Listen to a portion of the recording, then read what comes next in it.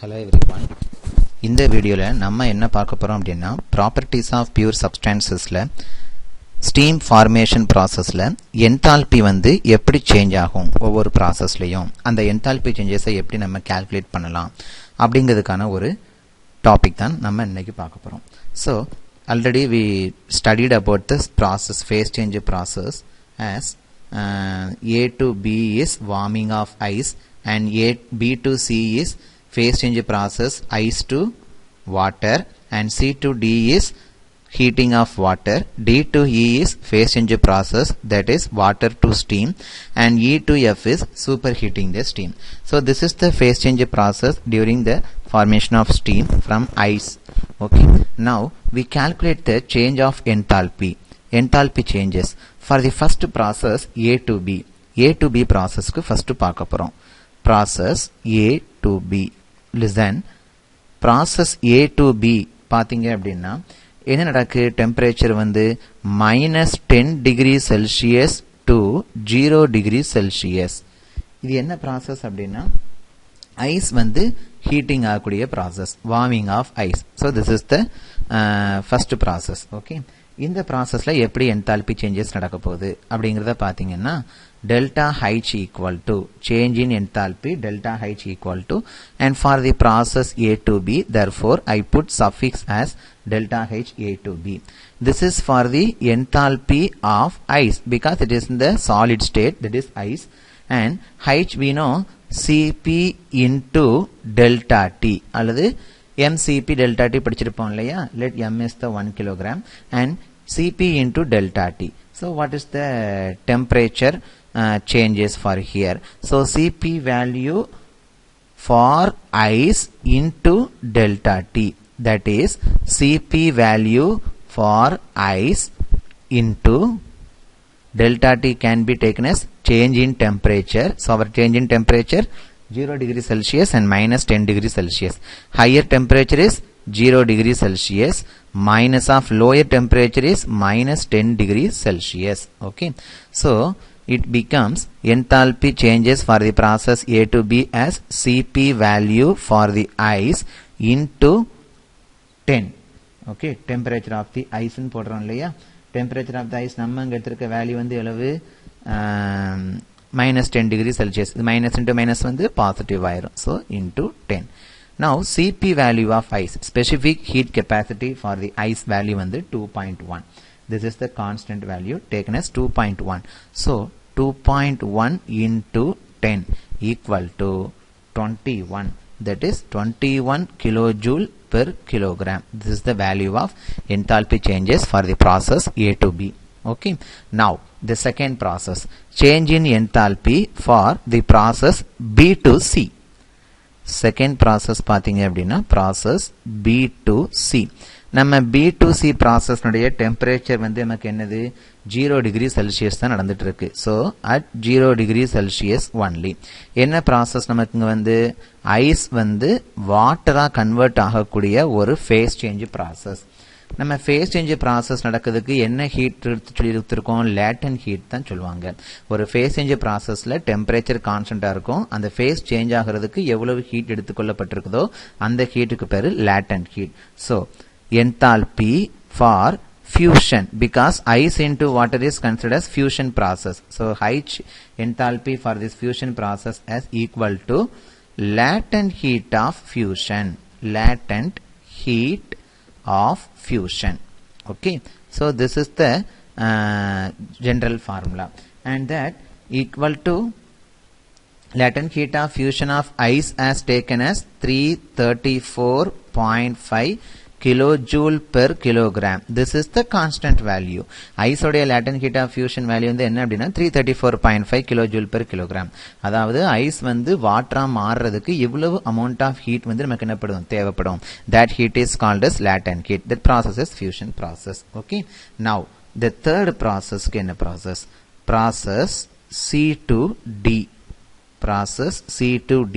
So C to D நடக்கக்கூடிய temperature changes எங்கிருந்து எங்க வரைக்கும் 0 degree Celsius to 100 degree Celsius. That is heating of water. Process is heating of water. வாட்டரை வந்து நம்ம 0 டிகிரி செல்சியஸ்லேருந்து 100 டிகிரி செல்சியஸ் வரைக்கும் ஹீட் பண்ணுறோம். அப்போ அந்த இடத்துல வந்து ஹீட் பண்ணும்போது டெம்பரேச்சர் மட்டும் தானே சேஞ்ச் ஆகுது. அப்போ நம்ம டெல்டா டி யூஸ் பண்ணலாம். So here enthalpy changes for the process C to D equal to என்னது enthalpy H. இங்க என்ன போட்டோம் ஐஸ்னா H ஐஸ்னு போட்டோம். இங்க வந்து H வாட்டர்னு போட வேண்டாம். நம்ம லிக்விட் ரீஜனுக்கு எதை கன்சிடர் பண்ணுவோம் F ன்னு இண்டிகேட் பண்ணுவோம் இல்லையா HF. Okay so HF equal to mCp delta T. M is taken as 1 kilogram. So Cp value for water. Here the phase material is liquid state, so Cp value of water into temperature changes, that is also equal to Cp value of water into temperature changes. நமக்கு எதுக்கும் temperature change இருக்கு இந்த process C to D க்கு maximum temperature 100 degree Celsius minus minimum temperature 0 degree Celsius. So this value becomes Cp value of water. Water உடைய specific heat capacity என்ன 4.186 or 187 kilojoule per kilogram. This is the Cp value of water. So this equation becomes 4.187 into 100 minus 0 100 equal to 418.7 kilojoule per kilogram. அதாவது water வந்து தன்னுடைய temperature 0 degree செல்சியஸ்லேருந்து 100 degree செல்சியஸாக rice பண்ணுறதுக்கு இவ்வளவு heat நமக்கு தேவைப்படுது 418.7 kilojoule per kilogram. So this is the H sensible heat enthalpy changes for this process. Okay, so general formula நம்ம எப்படி எழுதிக்கலாம் இந்த ப்ராசஸ்க்கு delta H for the process C to D equal to m into Cp into delta T. That is always equal to m is taken as 1 kilogram. So Cp value of water into temperature வந்து maximum temperature நமக்கு என்னது 100 degree Celsius. That temperature is saturation temperature. அதனால phase change ஆகுது water வந்து so saturation temperature minus 0 degree Celsius ங்கிறது எதோட temperature ஐஸோட temperature, that is initial temperature. okay, அந்த வாட்டனுடைய initial temperature. so saturation temperature minus initial temperature. இந்த ரிலேஷனை use பண்ணி நம்ம என்ன பண்ணிக்கலாம் enthalpy changes for the process C to D வாட்டனுடைய ஹீட்டிங் கொண்டான sensible heating எவ்வளவு enthalpy changes எவ்வளவுங்கறத கால்குலேட் பண்ணிக்கலாம். ஓகே, now next வந்து என்ன பார்க்க போறோம் next process D to E. please wait.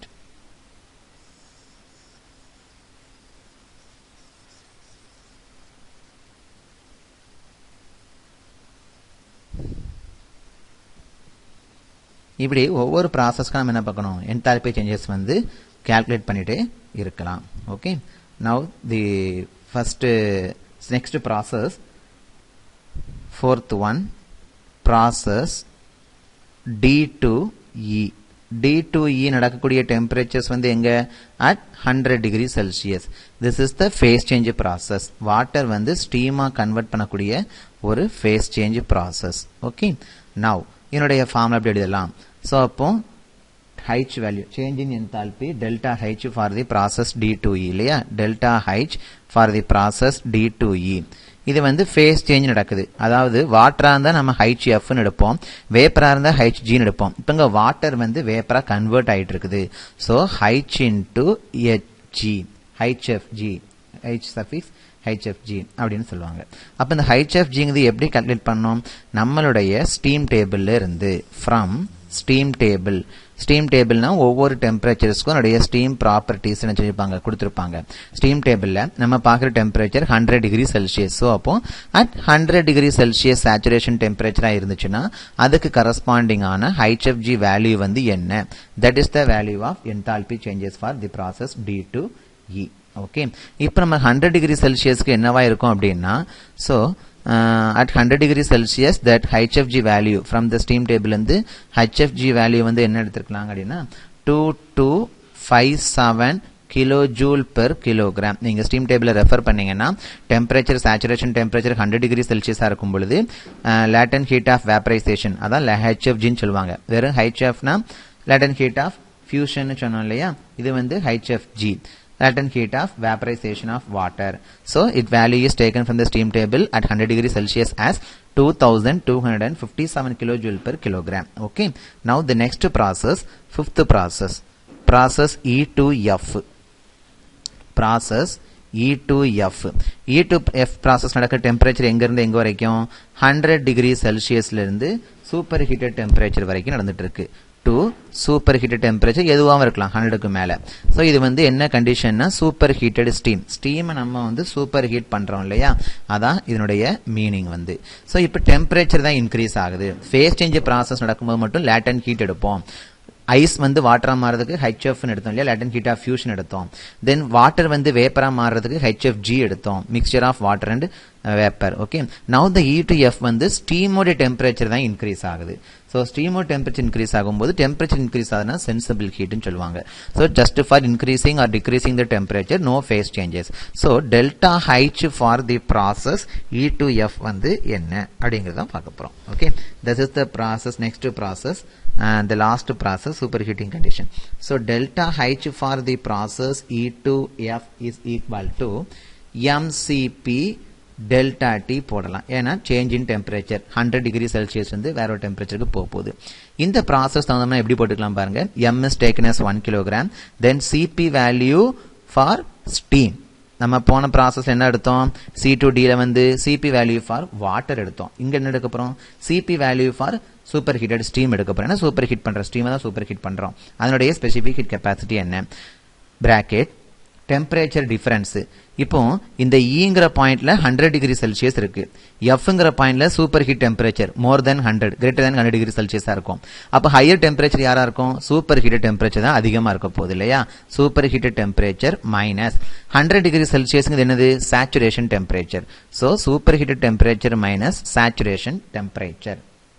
Okay, இந்த ரிலேஷன்ல இருந்து நம்ம என்ன ஒரு கன்க்ளூஷன் கொண்டு வரலாம் அப்படின்னா, அப்போ where the temperature difference that is T superheated temperature minus saturation temperature, that term is called as degree of superheat. இதைத்தான் என்ன சொல்லுவாங்கன்னா, எவ்வளவு வந்து நம்ம சூப்பர் ஹீட் பண்ணிருக்கோம், what is the value of degree of superheat, that is T superheated temperature minus saturation temperature. அப்ப specific heat capacity of value of steam வந்து என்னவா இருக்கும், அந்த வேல்யூ வந்து என்ன, Cp value for the steam is equal to, the value should be taken as 2.0, அதுல இருந்து 2.3 அதுக்குள்ள எடுத்துக்கலாம். நம்மளுடைய வேல்யூ எடுத்துக்கிறது நம்மளுடைய அசம்ப்ஷன் தான், kilo joule per kilogram kelvin. So Cp value வந்து ஃபார் சூப்பர் ஹீட்டட் ஸ்டீமுக்கு 2.0 வந்து 2.3 வரைக்கும் அஸ்யூம் பண்ணிக்கலாம். Okay, the temperature difference is taken as degree of superheat. Okay, so from this phase change of water from ice to superheated steam, it involves the two pattern changes.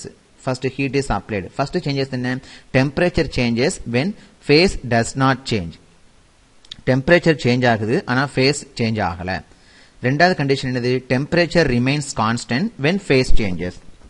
அப்போ first condition வந்து என்னன்னா, இதுல இருந்து observe பண்ணதுல இருந்து main things நீங்க note பண்ண வேண்டிய பாயிண்ட், ஃபர்ஸ்ட் ப்ராசஸ் வந்து டெம்பரேச்சர் சேஞ்சஸ். டெம்பரேச்சர் வந்து சேஞ்ச் ஆகுது, எங்க இருந்து A to B ல இருந்து சேஞ்ச் ஆகுது, C to D ல இருந்து சேஞ்ச் ஆகுது, E to F ல இருந்து சேஞ்ச் ஆகுது. டெம்பரேச்சர் சேஞ்ச் ஆகுது, but phase does not changes. Phase வந்து நோ சேஞ்ச், ஃபேஸ் வந்து சேஞ்ச் ஆகாது, அப்படியே இருக்கும். வாட்டர்னா வாட்டரா இருக்கும், ஐஸ்னா ஐஸா இருக்கும், வேப்பர்னா வேப்பரா இருக்கும். செகண்ட் கண்டிஷன், டெம்பரேச்சர் வந்து கான்ஸ்டன்டா இருக்கு. டெம்பரேச்சர் கான்ஸ்டன்ட்னா நோ சேஞ்சஸ்னு அர்த்தம், மாறாம இருக்கு. டெம்பரேச்சர் கான்ஸ்டன்டா இருந்தா ஃபேஸ் கண்டிப்பா சேஞ்ச் ஆகும், phase remains changes. Okay, so இந்த ரெண்டு ஒரு அப்சர்வேஷன் வந்து நம்ம இந்த டயகிராத்தை என்ன பண்ணிருக்கோம், அப்சர்வ் பண்ணிருக்கோம். ஓகே, சோ ஃபர்தரா நம்ம ஹீட் இன்புட்டா கொடுக்கறதுனால the molecular arrangement of the working substance water இருக்கு இல்லையா, அதுவும் கண்டிப்பா சேஞ்ச் ஆகும். ஏன்னா ஹீட் கொடுக்க கொடுக்க என்ன ஆகும், அதுல இருக்கக்கூடிய intermolecular forces of attraction வந்து ஸ்ட்ராங் ஃபோர்ஸ் நமக்கு என்ன ஆக ஆரம்பிக்கும் அப்படின்னா, கொஞ்சம் கொஞ்சமா ரிலீஸ் ஆக ஆரம்பிக்கும். So by applying some amount of heat energy as input towards this water molecules to convert into the steam, the working substances, that is the water, also changes from strong forces of attraction between the molecules. Molecules இருக்கக்கூடிய force of attraction ரொம்ப ஸ்ட்ராங்கா இருந்துச்சு, solid phase ஐஸா இருக்கும்போது அது என்ன ஆரம்பிக்கும், it becomes a free molecules in gaseous phase. So these inputs can also be defined as latent heat of fusion, latent heat of vaporization, அப்புறம் enthalpy value எப்படி calculate பண்றது, இது எல்லாமே நம்ம செஞ்சிருக்கோம், பார்த்திருக்கோம். ஓகே, சோ இது போக நம்ம வந்து என்ன கால்குலேட் பண்ணலாம் அப்படின்னா, லிசன் என்தால்பிஸ் நம்ம கால்குலேட் பண்ணுது. நம்ம ஒவ்வொரு ப்ராசஸ்க்கும் என்தால்பி எப்படி சேஞ்ச் ஆகுது அப்படிங்கிறத நம்ம இந்த மாடியூல்ல பார்த்தோம். இது போக வந்து என்தால்பி நம்ம வந்து ஒவ்வொரு டைப் ஆஃப் ஸ்டீமுக்கும் எப்படி கால்குலேட் பண்ணலாம் அப்படிங்கிறத நான் உங்களுக்கு வந்து இப்போ சொல்ல போறேன். Okay, listen types of steam. Listen types of steam. நம்ம டைப்ஸ் ஆஃப் ஸ்டீம்ல 3 டைப்ஸ் ஆஃப் ஸ்டீம் பார்த்திருக்கோம். First category dry steam or saturated steam.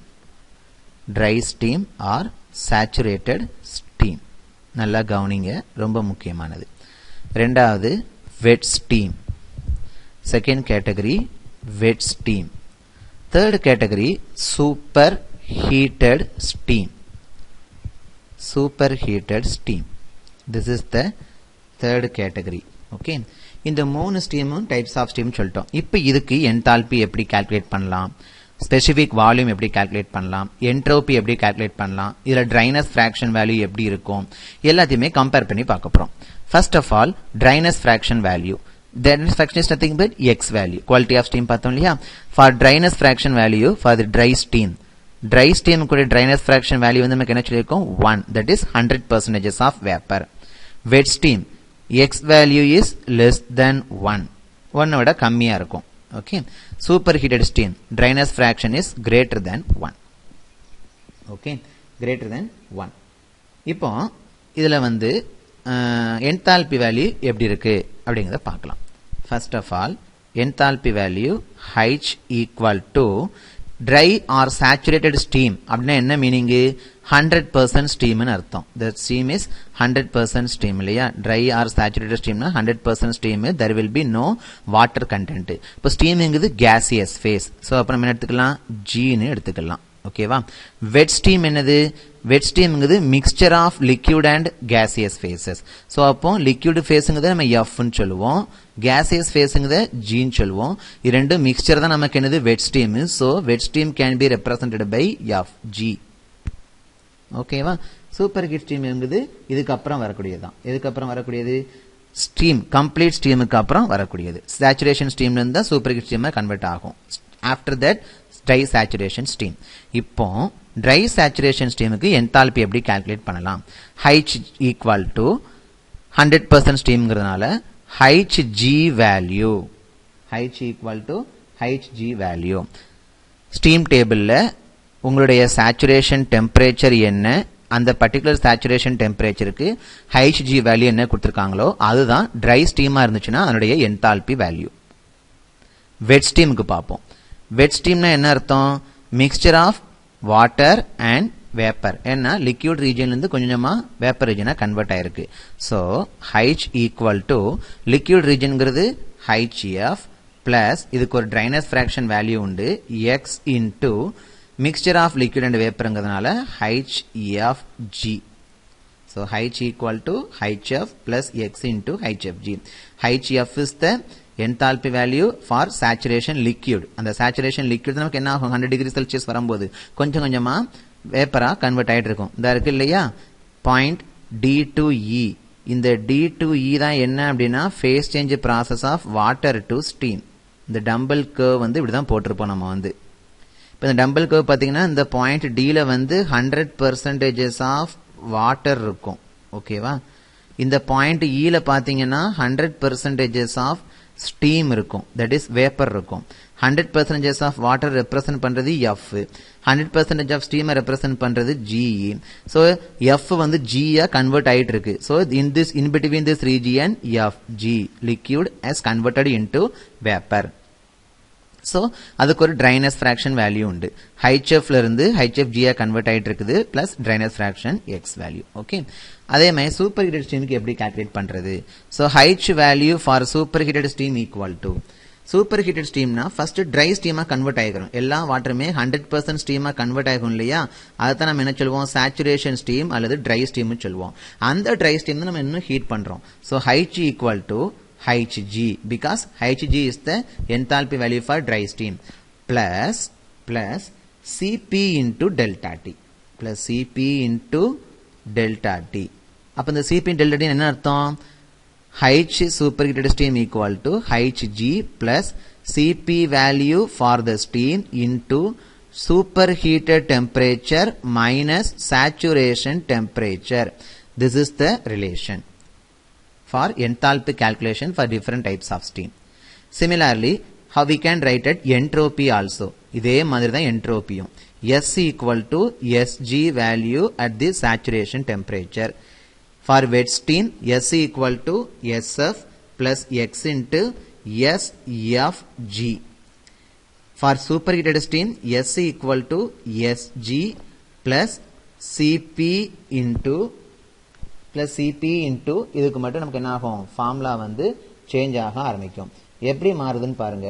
சூப்பர்ஹீட்டட் steam உடைய என்ட்ரோபி வேல்யூ வேணும் அப்படின்னா that formula is superheated steam Sg plus Cp ln of superheated temperature divided by saturation temperature. That Cp value is for steam.